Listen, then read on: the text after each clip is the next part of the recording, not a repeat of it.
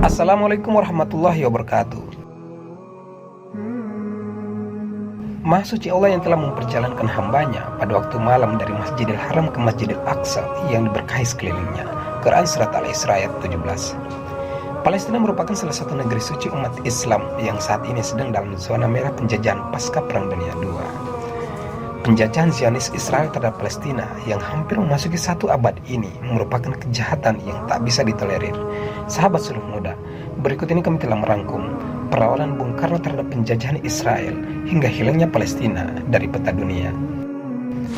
Tapi sebelum dilanjut, mari sama-sama membangun channel ini dengan mengklik tombol subscribe dan share juga kepada sahabat-sahabat yang lain agar bermanfaat untuk banyak orang.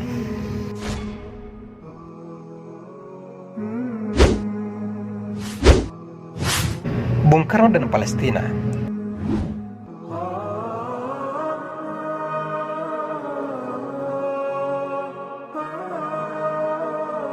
Seperti yang tercatat dalam sejarah, Bung Karno adalah salah satu tokoh yang serius memperjuangkan kemerdekaan Palestina. Komitmen anti-kolonialisme ini beberapa kali ditunjukkan Bung Karno lewat berbagai agenda. Sedari awal, di tahun 1948, Indonesia tak mau mengakui Israel yang diproklamasikan pada 14 Mei 1948 dan tak mau membuka hubungan diplomatik karena Israel merampas tanah rakyat Palestina saat itu. Hal lain yang menjadi bukti adalah larangan Bung Karno atas kehadiran Israel dalam Konferensi Asia Afrika pada tahun 1953. Selain itu, Bung Karno juga mengusir keikutsertaan Israel ketika Jakarta menjadi tuan rumah Asian Games. Selain itu, Bung Karno juga sangat lantang menyuarakan aspirasi rakyat Palestina ketika berpidato di PBB. Semua ini menjadi bukti bahwa Indonesia sejak awal menolak imperialisme dalam bentuk apapun terhadap Palestina.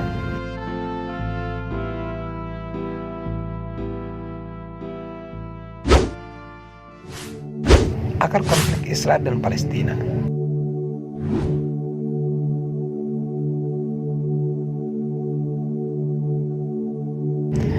Sejak akhir Perang Dunia Kedua, perjuangan sengit antara Israel dan Palestina telah menjadi salah satu konflik paling tragis dan tak terselesaikan hingga saat ini. Sikap perlawanan umat Islam terhadap Zionis Israel tiada lain dan tiada bukan adalah alasan penjajahan, perampasan, penistaan, dan pembantaian yang Israel lakukan terhadap rakyat dan bumi Palestina. Tetapi ada juga yang mengatakan bahwa konflik Palestina dan Israel terjadi karena keyakinan Yahudi atas keberadaan kuil Sulaiman yang mereka klaim ada di bawah bangunan Masjid Al-Aqsa. Ada juga yang mengatakan bahwa penjajahan ini merupakan usaha perebutan kekuasaan Kekaisaran Bizantium yang dahulu direbut oleh ekspansi Islam di bawah kekuasaan sahabat Umar bin Khattab. Ada pula yang mengatakan konflik bermula karena kebencian orang Arab terhadap entitas Yahudi di Palestina dan seterusnya. Karena itu, Zionis Israel kemudian menjajah dan merampas bumi Palestina yang merupakan kota suci umat Islam, serta mengusir dan menghilang paksakan negara Palestina dari peredaran bumi.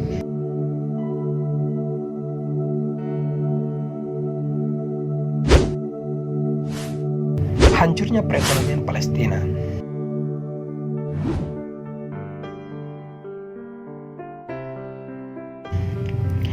Penjajahan Israel terhadap Palestina nyaris semakin kejam. Tak hanya soal tanah dan kependudukan, bahkan perekonomian pun dirampas dengan tragis. Per tahun 2020 hari ini, Bank Dunia melaporkan bahwa perekonomian Palestina anjlok hingga 11%. Dengan presentasi demikian, maka angka kemiskinan dan pengangguran semakin meningkat setiap tahun. Hal ini berangkat dari kenyataan bahwa kegiatan ekonomi warga Palestina tak bisa tumbuh karena undang-undang perekonomian ditentukan Israel yang sangat tidak berpihak kepada warga Palestina. Kebun-kebun zaitun milik rakyat Palestina yang menjadi tempat mayoritas warga tepi barat bergantung selama beberapa dekade dirusak dan dihancurkan. Di atas ratusan ribu hektar perkebunan zaitun itu, Israel mendirikan perumahan-perumahan ilegal. Usaha-usaha kecil warga dihancurkan dan pemiliknya dikarantina tanpa makanan dan obat-obatan yang memadai. Layaknya kumpulan ayam yang diawasi segerombolan serigala. Rakyat Palestina dipaksa membayar pajak tanah dan bangunan yang mencekik, dan bahkan dana sumbangan yang dihibahkan untuk kepentingan rakyat Palestina kemudian diberhentikan di tengah jalan. Melihat kondisi perekonomian rakyat Palestina yang demikian, rasanya sulit bagi pemerintah setempat untuk mengembangkan perekonomian negerinya.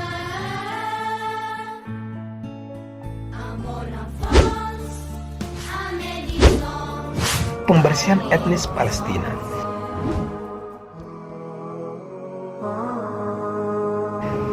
Tepat pada 10 Maret 1948, sekelompok pemimpin Zionis Yahudi dan para komandan tentara mengumumkan operasi militer yang menjadi cetak biru pengusiran paksa warga Palestina dari tanah mereka sendiri. Operasi dengan nama Rencana Dalet atau Rencana D itu merumuskan sejumlah strategi sistematis pengusiran orang Palestina dari desa-desa tempat mereka tinggal. Strategi itu diantaranya mengepung dan membombardir desa-desa dan pemukiman orang Palestina, membumi hanguskan rumah, harta benda milik orang Palestina, serta memasang ranjau di puing-puing reruntuhan untuk mencegah warga Palestina kembali ke desanya. Dikutip dari laman Al Jazeera, kampanye pembersihan etnis ini berlanjut hingga Maret 1949 yang menyebabkan sekitar 750.000 orang Palestina terusir dari tanah mereka sendiri dan 531 desa mereka musnahkan. Seluruh orang Arab di 11 kota juga terusir dan nama-nama kota itu diganti dengan nama-nama Yahudi. Sahabat Suluh Muda, hingga sekarang menurut Pusat Penelitian dan Konsultasi Al-Zaituna, sampai awal 2017 saja terdapat 8,49 juta jiwa dari 12,7 juta penduduk Palestina berstatus pengungsi, yaitu sekitar 70% lebih. Artinya, separuh lebih rakyat Palestina terusir dari tanah mereka sendiri dan menjadi pengungsi di negara tetangga. Mereka tinggal di barak pengungsian dan tak mendapatkan hak sebagai bangsa yang merdeka, bahkan hak untuk kembali saja ditolak oleh Israel. Israel mengubah Masjid Palestina menjadi bar. Memang ironis, berdasarkan laporan dari surat kabar Al-Qudus Al-Arabi, Masjid Al-Ahmar telah diubah menjadi bar dan aula pesta pernikahan oleh perusahaan yang berafiliasi dengan pemerintah kota Safed, Israel.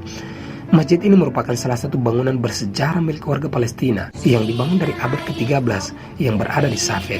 Sekitar tahun 1948, Masjid Al-Ahmar dikuasai oleh geng-geng Yahudi. Pada awalnya, bangunan ini diubah menjadi sekolah Yahudi, kemudian menjadi pusat kampanye pemilu, dan sebelum menjadi bar, masjid ini juga sempat digunakan sebagai gudang pakaian. Lebih anehnya lagi, warga setempat telah melaporkan kejadian ini ke pihak berwajib, namun tidak pernah ada tanggapan sama sekali. Akhirnya, nama masjid ini diganti menjadi Khan Al-Ahmar untuk mengalihkan perhatian dari kesuciannya sebagai masjid.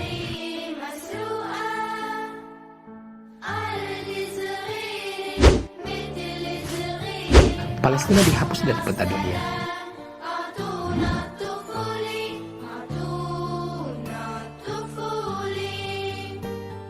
Benarkah Palestina dihapus dari peta dunia? Jawabannya adalah benar. Dalam Google Maps, bila diketik nama Palestina, memang benar tidak akan muncul nama Palestina melainkan Israel.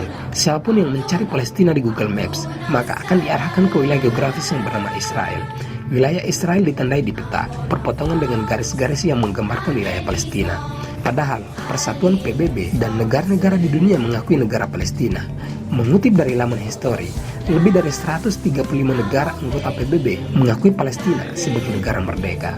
Artinya, sekitar 82% populasi dunia secara resmi mengakui Palestina sebagai negara. Namun, ada beberapa negara barat yang tidak mengakui kemerdekaan Palestina. Salah satunya adalah Amerika Serikat yang merupakan kantor pusat Google Maps dan Apple Maps. Hingga kini, pihak Google belum menanggapi tuduhan penghapusan Palestina dari peta dunia. Sahabat Suluh Muda, mari meringankan beban rakyat Palestina sebisa kita, semampu kita, karena manusia yang baik adalah yang bermanfaat untuk orang lain. Terima kasih. Wallahul muwaffiq ila aqwamit thoriq. Wassalamualaikum warahmatullahi wabarakatuh.